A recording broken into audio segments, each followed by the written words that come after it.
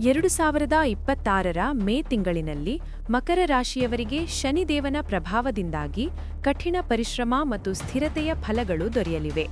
ಈ ತಿಂಗಳ ನಿಮ್ಮ ಸಂಪೂರ್ಣ ಒಳ್ಳೆಯದು ಮತ್ತು ಕೆಟ್ಟದು ವಿವರಗಳು ಇಲ್ಲಿವೆ. ಶುಭ ಫಲಗಳು. The good. ಶಿಸ್ತು ಮತ್ತು ಯಶಸ್ಸು. ನಿಮ್ಮ ಕಠಿಣ ಪರಿಶ್ರಮಕ್ಕೆ ತಕ್ಕ ಪ್ರತಿಫಲ ದೊರೆಯುವ ಕಾಲವಿದು. ಶಿಸ್ತುಬದ್ಧ ಕೆಲಸದಿಂದ ಉದ್ಯೋಗದಲ್ಲಿ ಮೇಲಧಿಕಾರಿಗಳ ಮೆಚ್ಚುಗೆಗೆ ಪಾತ್ರರಾಗುವಿರಿ.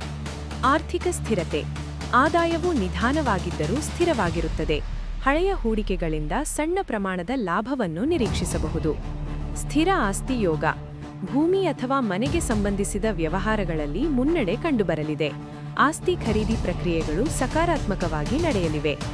ಜವಾಬ್ದಾರಿ ನಿರ್ವಹಣೆ. ಕುಟುಂಬದಲ್ಲಿ ನಿಮ್ಮ ಜವಾಬ್ದಾರಿಗಳು ಹೆಚ್ಚಾಗಲಿದ್ದು, ಅದನ್ನು ಸಮರ್ಥವಾಗಿ ನಿಭಾಯಿಸುವ ಮೂಲಕ ಎಲ್ಲರ ವಿಶ್ವಾಸ ಗಳಿಸುವಿರಿ. ಅಶುಭ ಫಲಗಳು. The bad. ಸೋಮಾರಿತನ.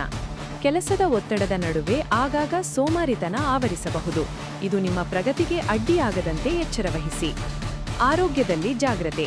ಕೀಲು ನೋವು ಅಥವಾ ಕಾಲುಗಳಿಗೆ ಸಂಬಂಧಿಸಿದ ಸಣ್ಣಪುಟ್ಟ ಸಮಸ್ಯೆಗಳು ಕಾಡಬಹುದು. ಮೂಳೆಗಳ ಆರೋಗ್ಯದ ಬಗ್ಗೆ ಕಾಳಜಿ ಇರಲಿ. ವೈಯಕ್ತಿಕ ಜೀವನದಲ್ಲಿ ನೀರಸತೆ.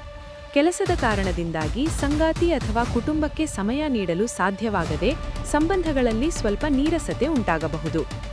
ವಿಳಂಬಿತ ಫಲಿತಾಂಶ. ನೀವು ಅಂದುಕೊಂಡ ಕೆಲಸಗಳು ನಿರೀಕ್ಷಿತ ಸಮಯಕ್ಕಿಂತ ಸ್ವಲ್ಪ ತಡವಾಗಿ ಪೂರ್ಣಗೊಳ್ಳಬಹುದು. ತಾಳ್ಮೆ ಅತಿ ಮುಖ್ಯ.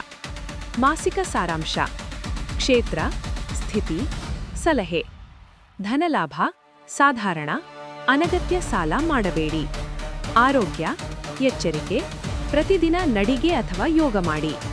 ಪ್ರೀತಿ ವಿವಾಹ ಮಿಶ್ರಫಲ. ಮುಕ್ತವಾಗಿ ಸಂವಹನ ನಡೆಸಿ.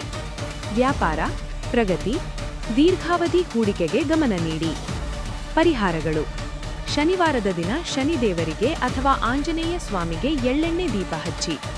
ಬಡವರಿಗೆ ಅಥವಾ ಕಷ್ಟದಲ್ಲಿರುವವರಿಗೆ ಕಪ್ಪು ಬಣ್ಣದ ವಸ್ತುಗಳನ್ನು ಅಂದರೆ ಕಪ್ಪು ಕಂಬಳಿ ಅಥವಾ ಬೇಳೆಯನ್ನು ದಾನ ಮಾಡಿ.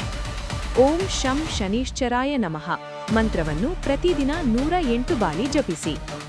ಈ ಮಾಹಿತಿ ನಿಮಗೆ ಇಷ್ಟವಾದಲ್ಲಿ ಲೈಕ್ ಮಾಡಿ, ಕಮೆಂಟ್ ಮಾಡಿ ಮತ್ತು ಶೇರ್ ಮಾಡಿ.